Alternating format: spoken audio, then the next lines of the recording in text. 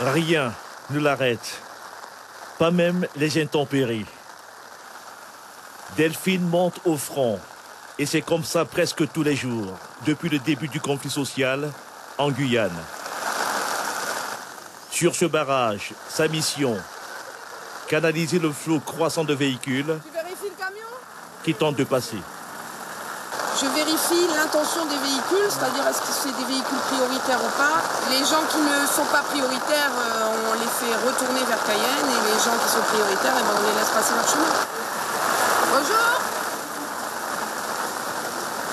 Vous voulez aller où? À l'instar de Delphine, les femmes sont en première ligne dans la contestation. Elles affirment être plus nombreuses que les hommes.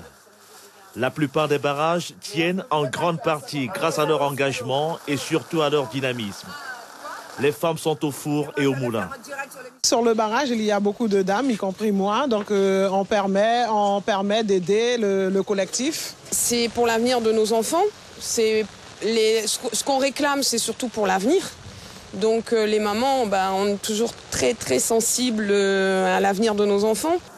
La grande implication des femmes dans le mouvement social en Guyane perturbe fortement leur vie de famille.